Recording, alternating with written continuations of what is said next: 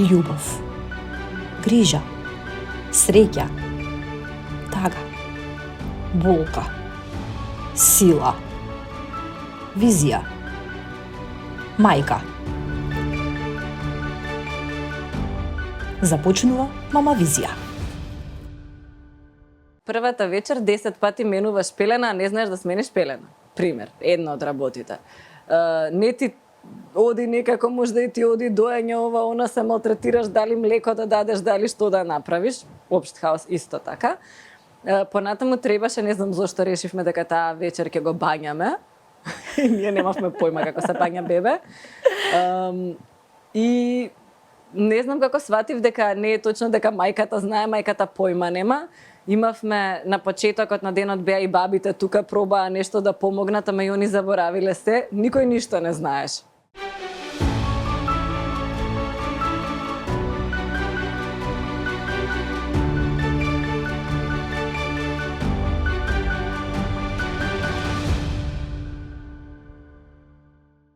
А ако мене некој некогаш ме праша што го врти светот, би рекла дека тоа е мајчинството, затоа што не постои жива сила на светот која што би ја спречила мајката да направи се за своето дете. Како што видовте од интрото, многу се радувам што наша гостинка ќе биде едно познато телевизиско лице, верувам за многувина од вас, уште пред неколку години позната од вчерашни, а денес позната од незината подкаст емисија, подкаст кој што се емитува еднаш неделно, што го врти светот. Јована Аврамовска Николовска, наша гостинка во Мама Визија. Добре не дојде? Добро ве најдов. Многу ви убаво. Фала многу. Се радувам што те имам наспроти мене, затоа што не си зборувала за мајчинството. Ти си мама на едно мало прекрасно момче, 4 годишниот Илин. Да. Ќе го поздравиме, Илин, сигурно ќе не гледа од после кога ќе оди емисијава. Кога ќе порасне. Кога ќе порасне ќе гледа. Тоа значи дека не дозволуваме екрани на 4 годишна возраст. Дозволуваме екрани, во принцип телевизиски екрани, помалку телефон, да, ама гледа цртани, имаме некои што не се омилени ликови, така што да. Дозволуваме, само балансираме.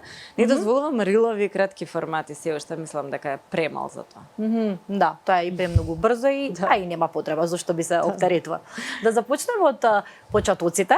Сопруга си на Предраг, така? Заедно сте колку време, како се запознавате, како започнува вашата љубовна приказна? Нашата љубовна приказна започнува во град. Многу се смеев кога ти ме праша уште ли луѓе се запознаваат во град. Не знам дали се запознаваат уште во град, затоа што ние се запознавме пред 12 години во Солматик. Скроз класична приказна, не знам, другарка моја вика ајде да се дружиме малку со другарите на брат ми. Важи, ето, другарот на братот. Случајно, спонтано се кликнавте уште. Беше таа љубов на прв поглед? Мислам дека да, одма имавме некоја хемија и разговор, така што, не знам, за мене од почеток ми беше интересен. Предраг има многу добро, како да кажам, чувство за хумор, што мене исклучително многу ми значи, малку откачен хумор и од старт ми беше интересно со него и ми се свигаше. Тоа е пред колку години? Пред 12. Пред 12 години, значи се запознавате. Колку време сте во брак? Во брак сме 5 години, скоро. 5 години. Да. Дали кога влеговте во брак, започна твојата желба, твоите размисли за тоа да се реализираш како мајка? Не, претходно започна, затоа што ние практично што се случи ковид и се веривме во 2020 година и викаме ова бргу ќе заврши, колку може да трае, нели? Ама траеше. И зашто генерално не сме луѓе што сакаме да дозволиме некој да ни кажува или нешто да ни кажува и да ни одредува тогаш ќе имате дете, тогаш ќе биде ќе влезете во брак. Ние свативме дека сакаме дете и дека нема да го чекаме ковидот да заврши. Во 2021 се роди Илин, така што ние прво решивме дека сакаме да имаме дете, па потоа беше регистрацијата, колку што дозволуваше карантинот. А имаше некој момент на запросување? Не се сеќавам дали сум видела по социјални мрежи некој... Имаше, не ставив на социјални мрежи. Не бевме баш на социјални мрежи, малце се матни сликите во Маврово. Ставивме, мислам дека слики од викендот и генерално беше многу убаво за мене. Мислам, комплетно не ми значи како концепт дали ќе биде запросувањето некаде, не знам, на некоја далечна дестинација, Маврово за нас имаше многу големо значење во текот на целата врска и некако баш тоа беше местото каде што требаше да се случи. Често одите на Маврово и ден денес? Па често одиме и првото патување ни беше таму, така што да, преубаво. Мене ми беше преубаво и беше некако спонтано, така што за мене тоа е начинот и така функционираме и беше совршено соодветно за нас. Да, значи ето тоа било и некоја символичен момент, символично место за да започне една љубовна приказна.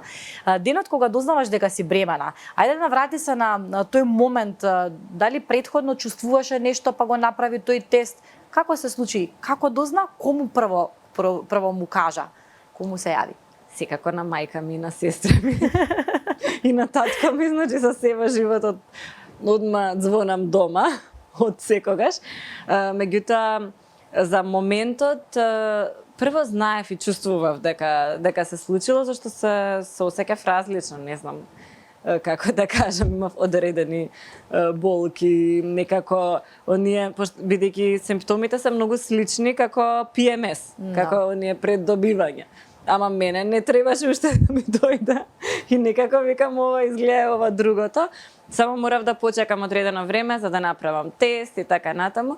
Многу бевме среќни, нормално, зашто нели слушаме секакви приказни, стварно мислам дека е голема радост кога може тоа да се случи на еден така едноставен, спонтан начин. Како поминуваат 9 месеци бременост? Ете, како се сеќаваш пред 4,5 години од прилика? Како ги паметиш тие 9 месеци, каков период од твојот личен живот? Многу интересен. Бременоста за мене најинтересната работа, најспецифичната работа беа хормоните. И практично кога си среќен, си премногу среќен. Тоа е нешто страшно, не знам. Например, плачев од среќа на емисија кај што некои млади наши на одреден конкурс добиле второ место. Ние сме работеле во утринска емисија, такви приказни сум слушнала 100.000 во животот. Значи, јас од среќа плачев, па уште архитектки беа, па на сестра ми исто така, и она е архитект, па ми текна на неза, значи страшно. Така се изповрза. И тоа ми беше интересно. Титаник да не го гледаш. Титаник да не го гледаш кога си бремена. Не. Тоа не сум сигурна колку е здраво да си го направи некој. Така што тоа ми беше еден ме изненади искрено. Седам, утринска гледам и плачам. Прекрасно. И секако и овие другите моменти на нервоза, на страв, што се јавуваат, и тие се екстремни. Ама интересно беше дека првите 3 месеци на многу луѓе им се лоши, мене не ми се лошеше, немав таков проблем, не ми се ни јадеше многу, ама станав вегетаријанец, не јадев месо. Не можев, значи, месо да јадам. А инаку си јадам месо генерално, не ми е најомилена храна, ама сакам и не знам и бургери и се друго. Ама во тие 3 месеци бев вегетаријанец и тоа беше доста интересно. Да, интересна промена. Ете, рече се секоја трудница има некаква промена која што е така баш како кај се јас ова не го сакав или ја ова сум го сакала како може. Често тие што пијат кафе го замразуваат кафето кога се трудни и слични примери. Со кафето никогаш не раскрстивме, дури ми е тешко што не можам да пијам кафе во бременост затоа што нели можеш да пиеш едно кафе, само јас сум навикната 3-4 кафиња да пијам во текот на денот. Тоа ми е порокот. Не пушам цигари, ништо не правам, ама кафе многу сакам и дури во бременост. Ама ова со месото ме изненади. Одеднаш вегетаријанец. Да. Така што тоа беше изненадно. А генерално другиот дел од бременоста ми помина одлично. И мислам дека исто тоа е голема среќа, затоа што многу луѓе околу мене имаат или патолошка бременост, или одреден број на месеци треба да се одлежат. И сигурна сум дека е многу потешко, зашто мене за регулација на хормоните многу ми помогна пешачењето. Јас одев буквално, ќе си тргнам од дома, пешки ќе одам, јас живеам во центар, пешки ќе одам до Карпоштрика и баба ми, па после тоа пешки ќе одам до кај родителите на мојот сопруг што се во Вла, без никаков проблем и многу ме смируваше. Така што, ете, тоа е некој предлог, ако е нормална бременост и може да се оди. Иако е нормален воздухот. За жал, тоа не можеме да го изоставиме. Кога е чист воздухот, убаво е да пешачиме, но мислам дека многу луѓе, не само трудници, го избегнуваат тој момент сега, заради може да се пешачи на планина. Сега нема шанси. Па да, ама дефинитивно е потешко, треба покомплицирано е. Треба да се качите пример на водно. Сега искачување планина трудно може, ама некој кој што е веќе физички толку Не, мислам спремен. да се качиш со кола до Со средно кола, и на па, трим на патеката. трим. Да, сме го евентуално правеле. тој што има услови да го направи тоа, но ете Да. пешачењето е една многу важна. Велиш дека 9 месеци поминаа лесно, брзо ли ти поминаа? Па не ми помина брзо, баш као 9 месеци, ама релативно лесно. Нормално, тука има секогаш откажувања, нормално некогаш ти е лошо, ти се спие, не е дека е рамна линија воопшто. Последните месеци си малце чуден, нели, одеднаш имаш преголем стомак и што стига да правиш. Така што, ама генерално да, генерално одлично помина тој период. За мене, зборувам, стварно беше добро искуство во однос на, пак ја кажам, тоа е среќа. Ама се 9 месеци поминуваат. Дали работеше, дали ги минуваше низработен процес тие 9 месеци? Да, работев во тоа време во светот на Биби, беше многу интересно за тоа што си обкружен со деца. Тој период немаше мерки такви за заштита во текот на летото, зашто немаше случаи на ковид и правевме концерти низ цела Македонија на отворено. И јас буквално во 8 месец бев, не знам, во Кавадарци, во Битола, пеев песнички, децата тука си играат, многу беше убаво. И беше супер тоа што можев да работам и веројатно за тоа не сум имала ни толку време да размислувам за потешкиве работи, така што мене работата ми помогна во бременоста како ми беше плюс. И после тоа нормално. И баш кога им кажав во компанијата дека сум трудна, ми викам, знаете сега тоа и очекуваш секаква реакција од работодавецот. Меѓутоа, нивниот став беше дека тоа е сосема нормално кога работиш со млади луѓе, треба да си подготвен дека ќе ги имаат тие фази во животот и супер е како ние се радуваме кога сите наши вработени можат да имаат семејства ако сакаат, плюс работиме со деца, супер, да. Одлична работа. Така што многу позитивно искуство ми беше тоа и се надевам дека многу повеќе жени ќе имаат такво искуство кога ќе кажат на работа дека се бремени, работодавците да бидат среќни за нив и да им кажат дека тоа е сосема нормално, убаво и ќе ги поддржат во секој поглед. И тоа искуство го имам и во Змај. Баш онака семејна атмосфера каде што можеш да го кажеш проблемот, ќе го надминеме. И на пример јас лично сум работник, сакам да работам. И некако ме мотивира уште повеќе да ја дадам на работата кога имам такво прифаќање. Кога работеше обкружена со деца во тој детски свет, а си трудна, какви размисли имаше со оглед на тоа што прва бременост и сега си велеше еве сега си го размислуваш тоа еве ова ме чека од прилика. Што се размислуваш? Да, се надевав дека тоа ме чека и на концертите гледате среќни деца. Значи не гледате ништо што е тешко со дете. Среќни родители насмеани, среќни деца качани на ушка кај татковците ако не можат да гледаат. И многу убаво изгледаше сето тоа. Значи баш некако ми направи, како да кажам сега англискиот термин е хайп, ама онака ме окуражи за тоа дека супер ќе ми биде потоа кога ќе бидам мајка, ќе се забавуваме, ќе играме и тоа и го правиме. Така што многу добар момент и среќен беше за мене тоа што одев на концерти и гледав деца на секаде. Една подготовка на некој начин за тоа отприлика како изгледа еден дел со дете. Пред да стигнеме како изгледа целото твое мајчинство со твоето синче, денот на породувањето. Како го паметиш денот на породувањето? Кога се случува тоа? Се 13 септември.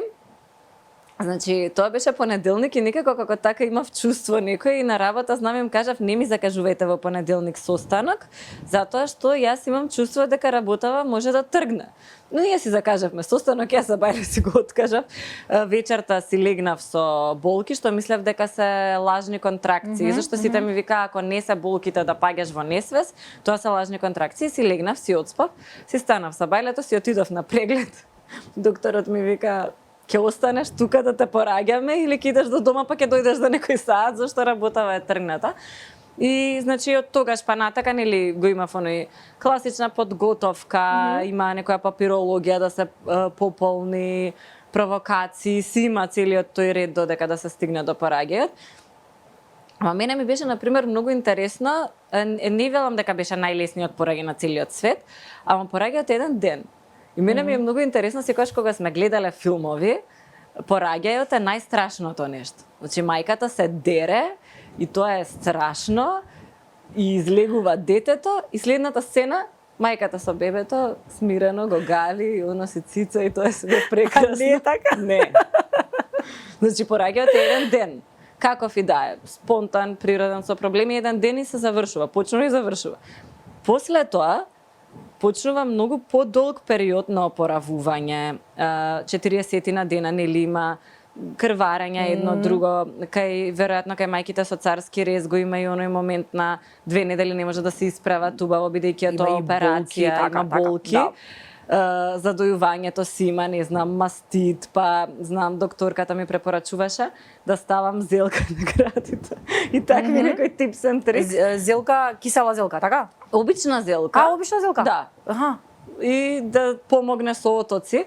Така што целиот тој период, не знам сопругата нака беше покрај мене, ме бодреше, ајде можеш ти и слично, значи целиот тој период што доаѓа после е многу покомплициран од самиот пораѓај и плюс тоа дерењето не е точно, викањето на пораѓај, затоа што знам бабиците ми вика, не викај, чувај си енергијата ќе ти треба. После овој ден ќе ти треба. Да. И општо за самиот начин, така што комплетно не е како на филмовите, само тоа ќе кажам. Ете, утеха за оние кои што се подготвуваат за породување, дека не е се така. Сега, нели, е индивидуално, секој за себе, нормално. Може да биде страшно, ама е само еден момент, еден ден, значи неколку сати се во прашање. Повеќе психички да се подготват идните мајки за оние тие 40 дена кои што се можеби и најтешки затоа што уште не знаеш што да правиш, се учиш, пробуваш, прв пат во живот ги правиш тие работи. Да не ми побегна мислата, некако забележав, можеби таков впечаток добив кога си била трудна, си била спокојна трудница, од оние трудници кои што не правеле паника затоа што ми го кажа тоа со контракциите. Си легнав и си спиев. Ме болеше, си легнав и си спиев. Па да, беше од така мислев. Дека не беа страшни во тој момент, после нели се интензивираат и мислев дека се лажни контракции, нели? Не, велам во суштина како трудница беше од оние спокојни трудници кои што не си правеше притисоци дека да се исплашиш од нешто. Како го размислуваше процесот на додека беше бремена? Па многу свесна бев, затоа што јас си некако и психички претходно се спремав, сакав да имам дете, свесна сум кој е патот до таму. Исто така не спомнав на почетокот, мојата мајка, како родител, многу влијаела на тоа јас да сакам да бидам мајка. Она беше среќна мајка, никогаш во ниеден момент не направила да се чувствуваме дека сме и било какво оптеретување, затоа што и не сме и биле. Јас сум имала и многу вклучен татко, кој што, особено како татко е на девојчиња, за се знаел да не слуша, не носел на спорт, не знам, например, никогаш не сум се плашала да побарам влошки да ми купи. Немало теми што биле забранети во мојот дом, па ни оваа конкретна тема за бременоста.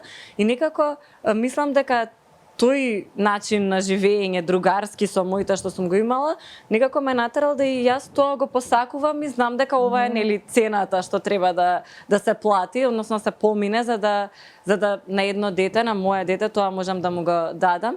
Ние сме дома многу блиски, исто така и сестра ми.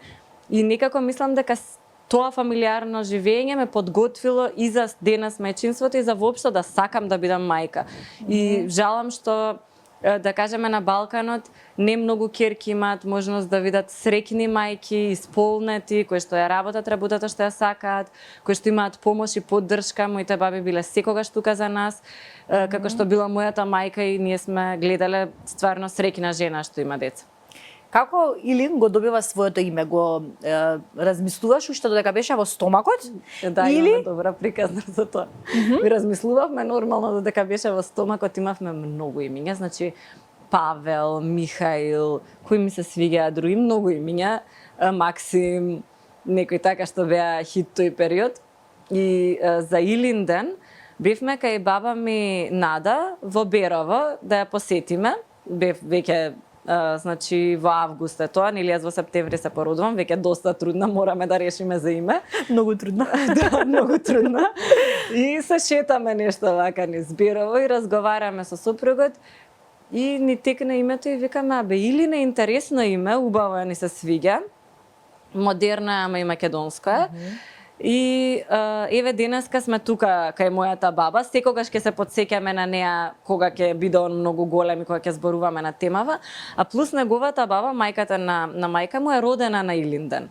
И викаме некако секој пат кога ќе ни го постават това прашање ќе се сетиме на нив и така ни дојде и мене искрено сега не можам нормално да замислам ни едно друго име да носи моето дете. Му стои. Значи вистински Праерско. тоа праерско име, да, или тоа е тоа. Ајде сега како поминуваат тие 40 дена твоите лични 40 дена со први со Илин, како ги паметиш? Па не ги паметам. Не се сеќавам. Ги избришам. Првата вечер кога дојдовме дома, тоа е општ хаос прво. И сите треба да знаат што очекуваат бебе, дека првата вечер нема сите да бидат такви, значи. Првата вечер 10 пати менуваш пелена, а не знаеш да смениш пелена. Пример, една од работите. Не ти оди некако, можда и ти оди доење ова, она, се малтретираш, дали млеко да дадеш, дали што да направиш. Општ хаос исто така. Понатаму требаше, не знам зошто решивме дека таа вечер ќе го бањаме. Ние немавме појма како се бања бебе. И не знам како сватив дека не е точно дека мајката знае, мајката појма нема. Имавме на почетокот на денот беа и бабите тука пробаа нешто да помогнат, ама и они заборавиле се, никој ништо не знаеш. Значи, и патронажна сестра мене не ми дојде. Воопшто не ми се ни јавија да прашаат дали сум жива, само сум слушнала дека постојат. Не се сестрите криви, туку има премалку во Македонија. Да, тоа е горлив проблем, дефинитивно. Проблем. Посебно па во ковид и тие што ги имаше, веројатно редуцирано одеа. И јас учев се на YouTube. Значи се. Како се менја how to change a diaper. Како се менја пелена. Како се повива дете. Како, не знам, да го превенирам тоа да се измокри душекот кога мочка бебето. Така, добро. Да, онакви пелени земавме после што се за една употреба од доле. Тоа исто на интернет го научивме. Како се бања дете. Другарка ни прати видео што пред малку си имаше породено. Еве, јас од ова научив. Да, тоа го научивме исто на YouTube. Ова не сум знала дека го има на YouTube, искрено да видам. Значи, дури премногу работи има, ама се има за бебиња. И исто така научив јас на YouTube како да го дојам бебето. Имаше на утринска програма на Алфа една жена која што е советник за доење. И тогаш поради ковид исто така не бев сигурна дали да поканам таков експерт. И ја слушав. Мислам дека саат време беше разговорот, целиот го изслушав и она со едно бебенце покажуваше вака ќе наместиш, така ќе наместиш со кукличка. Многу беше смешно, меѓутоа многу ми помогна. Ти тоа го гледаше паралелно дома пробуваш, така? Во болница тоа. Аха, во болница. Уште во болница нели пробуваш како која позиција како ќе ти одговара. И, например, сестрите ќе пробаат да ти помогнат, ама колку можат. И јас им викам, оставете ми го бебето, ајде YouTube. И го најдов тоа. И беше супер, бидејќи беше на македонски јазик. Женава е многу смирена, има искуство, многу детално објаснува. Многу ми беше добро тоа. Ете, од помош се нашло. Да. Друго што паметиш од тие 40 дена? Освен YouTube, да, многу други работи. Значи, сигурно. Многу силни емоции, многу љубов. Не спиевме, ама тоа подоцна ќе го зборуваме. Да, тоа ќе рековме дека ќе го акцентираме. Да. Ама многу љубов, точно не знаеш што да правиш, ама се трудиш.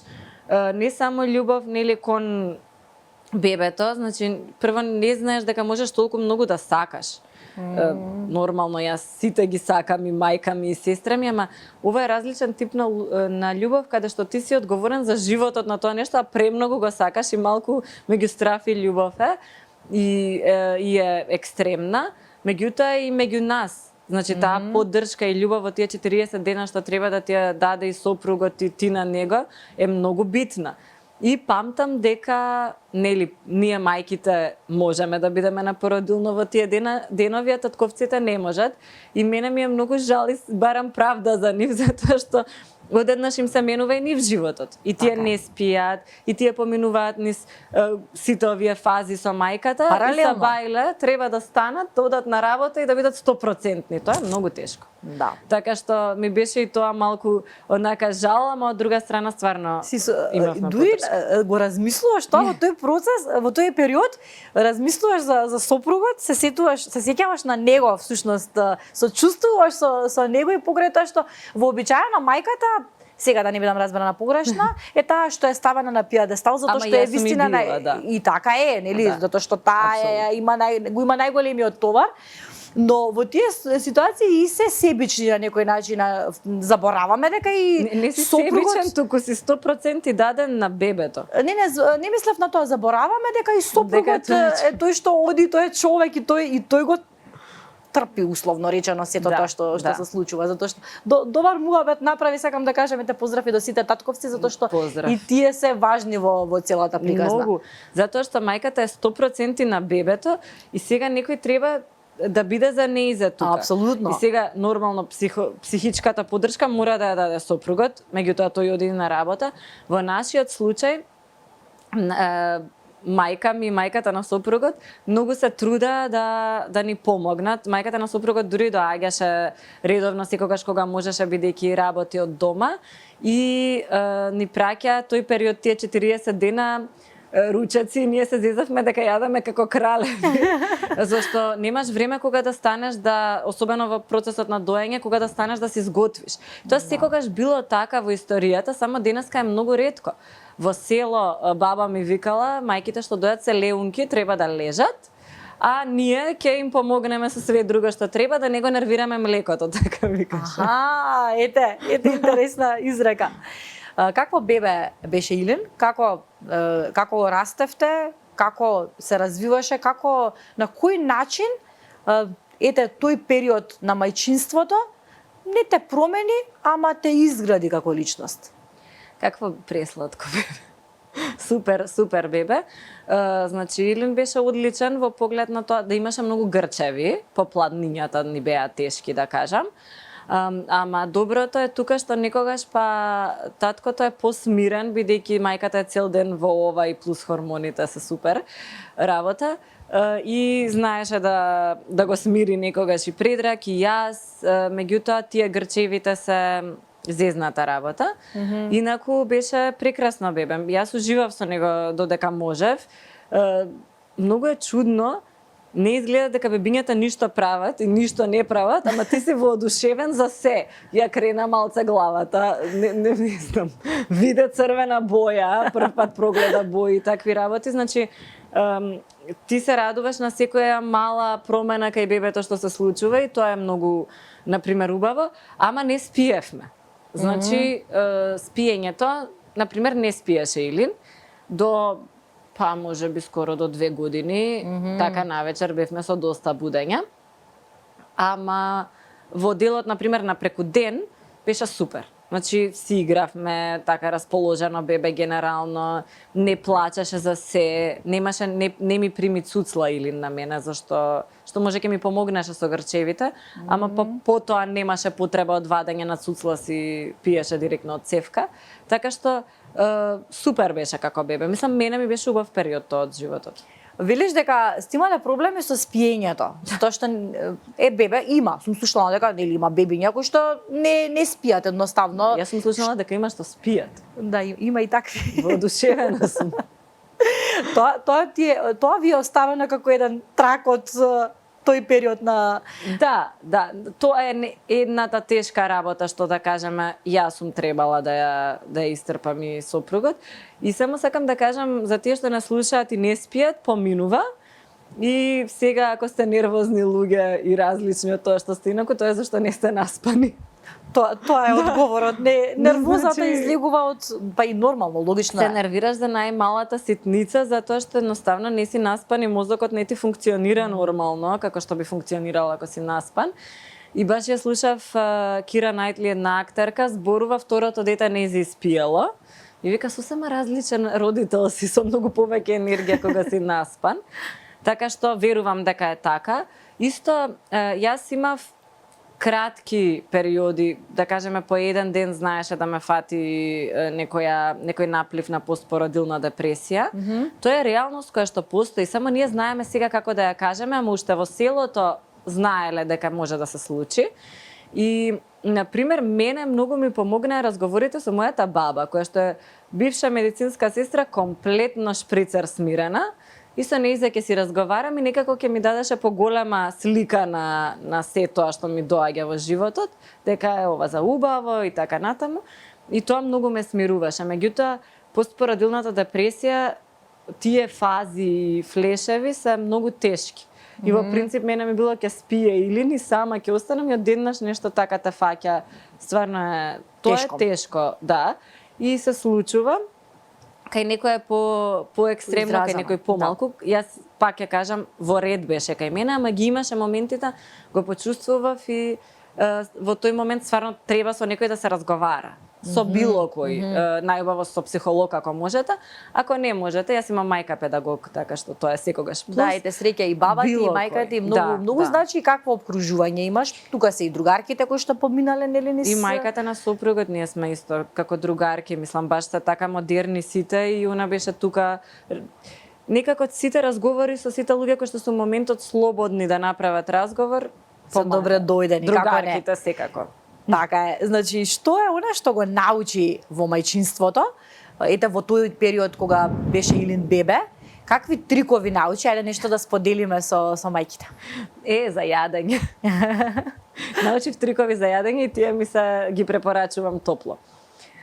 Што се случува? Значи, инаку да не заборавам да спомнам во групава сестра ми. Она нема деца и луѓето кои што немаат деца, а се блиски на мајките, се слободни и сакаат да се вклучат, се мислам еднакво важни во целото одгледување на децата, затоа што ти се секогаш тука рака плюс. Тоа го едното што го научив и треба да побарате помош, ама и треба да ја прифатите. Зашто некогаш јас сум имала ситуација каде што не сакам да прифатам помош. Можам, јас сум нели сега мајката со бебето, тоа е тоа.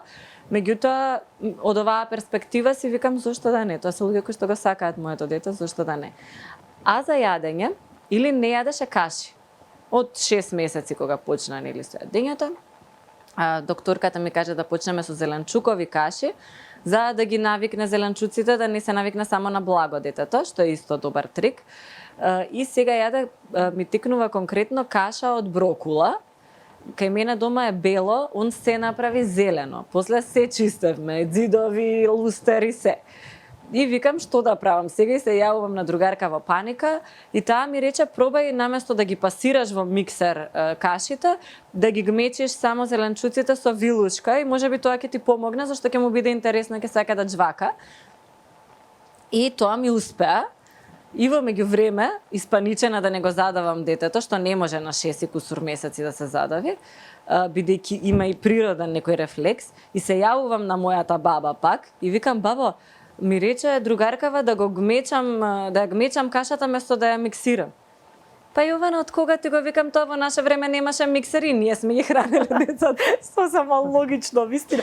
Да, некако Така што тоа ми помогна. Тоа например. значи дека не си од оние мајки кои што следат слепо трендови. Не, Или? тогаш беше тренд baby led weaning и ова е слично на тоа, ама јас не го правев, да кажеме, со обука. Некои викаат, знам и обучувачи дома и така натаму. Да. Туку главно се фокусирав на да пробам нешто и да видам дали функционира за моето дете. И гледав и за мене, зашто нели и да дојде тренер и слично, утре ти требаш да го храниш детето. Мајка ми и мајката на супругот беа испаничени, затоа што баш во нивно време миксерите биле хити, ние каши сме јаделе многу. да. Меѓутоа баба ми не беше и пробавме така да му даваме, нормално убаво сварено се. И сосема добро се навикна на сите форми и потоа ги навикна и зеленчуците да ги јаде. Многу мал, веќе од 7 месеци јадеше вака морковче или нешто слично, што значи ние сме направиле baby led weaning, ама Да, не несвесно. намерно толку, Да, несвесно. туку да пробаме, може ова ќе функционира. Јас не сум строго против следење на трендови, ама сум против по секоја цена. Ако функционира за детето, функционира, ако не, не. Не побаравте на YouTube дали има за тоа совет? Не.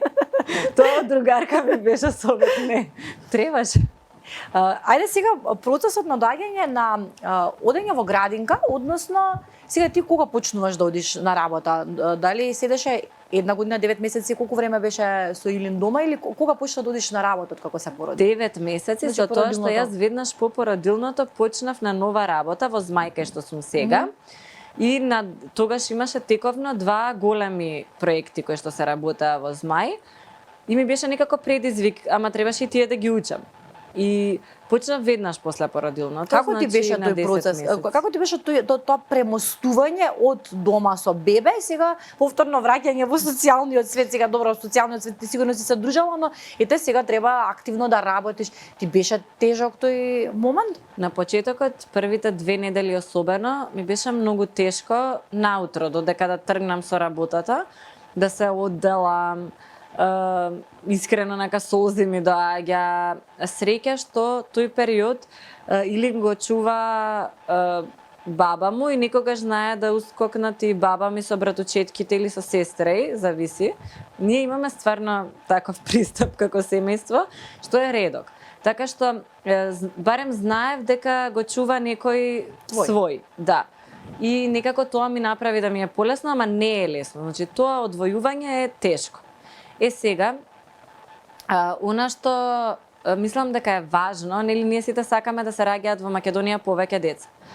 Тоа е иднината на државата, со тоа што нормално кој може, кој сака да има деца, ама главниот предизвик е токму тоа. Ако немате кој да ви го чува детето и да се вратите на работа, треба да има добри јасли.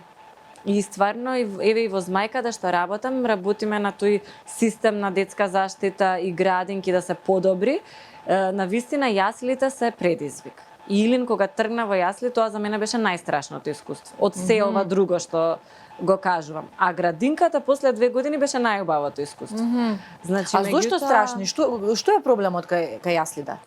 Кај јаслите се преголеми групи. Има по 40 деца во една група од 9 месеци до 2 години. Дете на 2 години може и да зборува и да јаде само, или не јадеше цели манџи, значи не јадеше кашички како бебињата.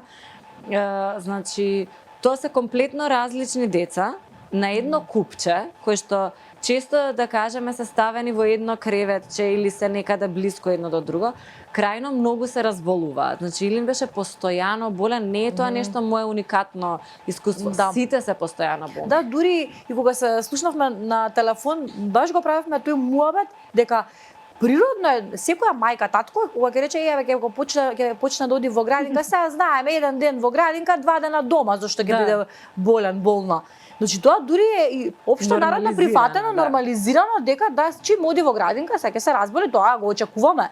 Да, ама ова е толку често што, значи, веќе не знам дали е згрижување или не е згрижување. И ако вие немате помош, некој да ви го причува дел од деновите, вие треба по 2 недели на една недела да не сте на работа, што не е реално. Да. Од друга страна, детето многу плаче. Таа група бебиња вриштат и он оди на година и пол во градинка, нема логика никаква. Да. Во подобри држави од нашата има така наречени мајки чувателки, ги викаат конкретно во Германија, не мора да бидат мајки, само така решиле да ги кажат. Значи во приспособен простор со сите дозволи, значи екстремно имаат контрола, се чуваат по 4-5 дечиња во слична возраст. И ти си како да си го дал на дадилка со уште 3-4 дечиња. Пак има социјализација, не е само детенцето, како мини градинка, приватна градинка. Или ако се јасли да се многу мали групички, ама за тоа да се направи треба да се приспособи целиот систем. А после 2 години па добра е група за тоа што Илин од 2 години со лажица грашак сам јаде, се пресоблекува, таму ги тргнавме пелените. Градинката многу ни има помогнат.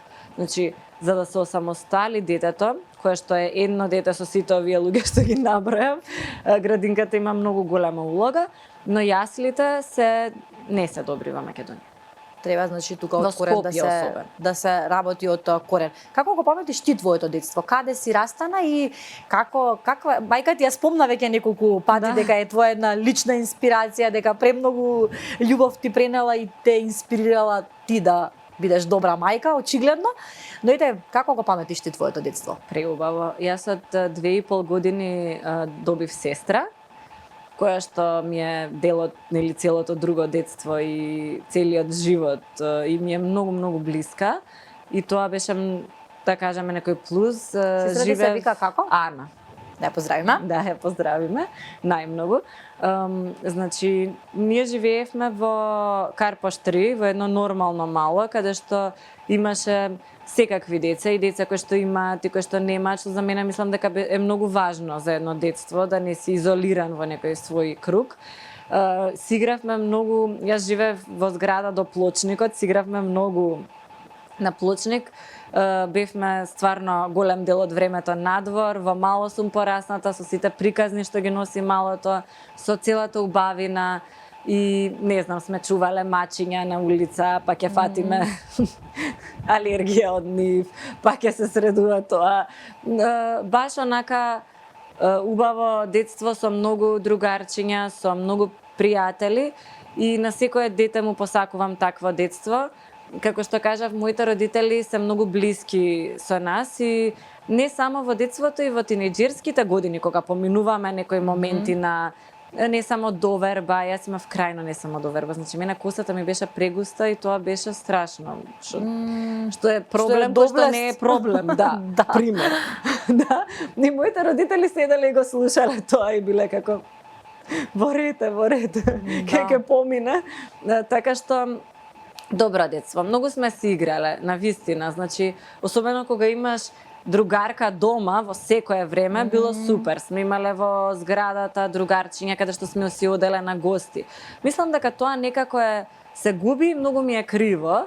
Криво ти е сега што или не го доживува тоа. Добро, сега тој е уште малечок. Да. Но и на 4 години па сме играле на улица и тука нормално деца, родителите не биле тука, но сме биле и мали кога сме се дружеле и со поголемите. Јас сум имала такво детство. Да, исто Криво ти е што или нема така да ги гледа другарчињата од мало како си играат постарите. Ние многу се трудиме да му го дадеме тоа, бидејќи ни е блиску градскиот парк, одиме во парк цело време, особено после градинка. И седиме тука и се собира некоја група секогаш. Така што се трудиме колку можеме да му го дадеме тоа, ама ми е криво во поглед на нема таа спонтаност. Ајде, симни се долу пред зграда. И порано целото општество се грижеше некако за децата. Например, и мајка ми да не гледа во моментот. Секогаш имало 3-4 баби на клупите што ги гледаат децата Соседите. дали се во ред. Секогаш сум имала најмалку 2-3 стана кај што можам да чукнам, ќе ми отворат, ќе си седиме заедно или ќе дојдат кај мене тие деца. Значи, некако сите заедно се грижеле за децата и би сакала да е повеќе така. Сега поминуваш, например, улица со дете, не ти застанува некој на пешачки. Немаш каде да отидеш со детето, ти свират побрзај, ајде тргни се, а на вистина, например, така се чувствуваш? во центар е така. Па така се чувствувам. И мислам дека ако нормално, ако сакаме оваа држава да има иднина, првата работа што треба да ја направиме е да ги почитуваме децата и да се грижиме за нив. Дали се гледаш себе си во огледало и гледајќи ја мајка ти таму некаде, дали се препознаваш учејќи го и воспитувајќи го Илир во сопствената мајка? Да, и кога, например, кога гледаме, не знам, филм, серија или генерално луѓето се како се претвори во мајка ми, јас се претвори во мајка ми, супер е ова, натаму оди работата.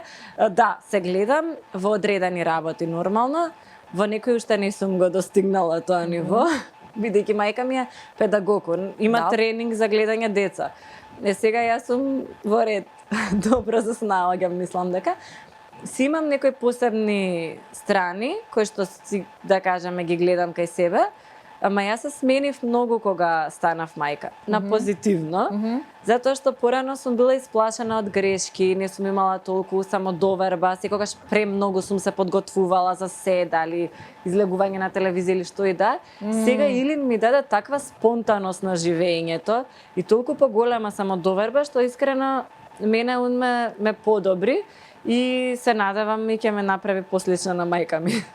Не знам дали го сакаш, ти го си ја читала претпоставам Малиот принц и ја сакаш. Има една мисла која вели сите возрастни некогаш биле деца, но некои од нив забораваат дека биле деца. Каков возрастен си ти? Паметиш кога си била дете? Дали го разбираш Илин сега како дете, сеќавајќи се, чекај, да, па јас сум била дете и јас сум го правела ова. Да. Се трудам да се потсетам. Јас сум премногу емпатична, што е малку детска особина. Нели децата ќе видат нешто на филм или на некој другарче ќе му се случи, па ќе дојде дома ќе плаче или некој збор ќе го повреди, па ќе му е многу тешко. Таму го разбирам затоа што јас тоа уште не сум го надминала некај себе и јасно ми е зошто ја има таа особина и од кого му се паднала, што не е совршена во ова општество, нели, ама во многу работи се препознавам во него и се трудам да се потсетам дека сите сме биле деца и сме поминувале одредени фази. Малиот принц инаку е книга што треба да се чита во секоја фаза од животот, не треба да се чита кога си дете само. Кога си дете ти ги разјаснува некако, ти го разјаснува постоењето и исчезнувањето, ама кога си возрасен те потсетува дека си бил дете. Така што тоа е книга за цел живот. Да се препрочитува книга. Да. Ние имаме нови пријатели во Мама Визија, Богарт, ќе ги поздравиме и ќе им се заблагодариме што влегуваат во семејството наречено Мама Визија. Ова е првиот подарок кој што сакам да ти го подарам и сакам да си го отвориш уште сега во овој момент да видиме дали ќе ти се допаде, сакаме да ја видиме таа експресија на лицето и на дали ќе ти се допадне подарокот. Многу ми се допаѓа таа картичка за нели нормално да ги побараш и да ги заследиш. Да, како може да не ми се допаѓа со Малиот принц Менгешки, сакаш да ги покажам некаде? Сакам, ако можеш да си ги покажеш и ете со здравје да си ги носиш, да уживаш во нив, знам дека добро ќе ги вклопиш во сигурно во твојот и Беч, стил. Прекрасно. Преубаво. Со здравје да си ги носиш, ќе им се заблагодариме на Богарт кој што можете да ги заследите на Инстаграм, рачни изработки кои што воодушевуваат почитувани. При крајот сме на емисијата Мама Визија, на крајот секогаш замолувам една порака, една визија, Мама Визија од тебе за Илин. Ова ми беше многу тешко кога ми го најави дека ќе ни го поставиш како прашање. Моја порака за Илин би била да во камера или во тебе сакаш? Како сакаш? Ако сакаш, обрати му се на Илин слободно. Моја порака за Илин и за сите деца е да пробаат да бидат среќни. Тоа некогаш бара многу работа и труд, да.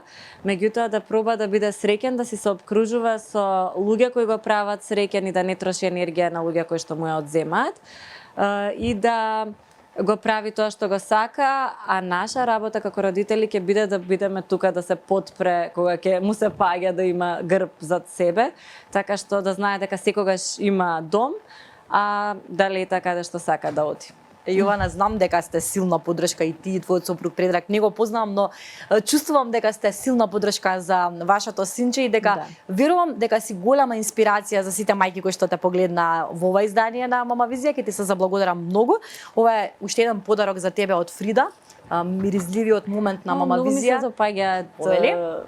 Фрида се прекрасни се. Да. Уживај во Многу убави подароци си добив. Да, со здравје да си ги користиш, уживај во подароците, заследи ги Фрида и доколку имаш потреба од убав. Супер, одлично. Знаеш каде тогаш да го најдеш најубавото цвеќе во градот. Имам чувство како дека не го завршивме разговорот, не е случајно така, затоа што со тебе секогаш се убави муабетите и верувам дека ќе имаме повторно средба во блиско време. Посакувам се најдобро и ти благодарам што беше дел од Мама Визија. Ви благодарам и вас, многу ми беше убаво и фала што ги представувате сите тие мајки кои што ги каните во сите можни форми на мајчинството, така што многу е убаво тоа.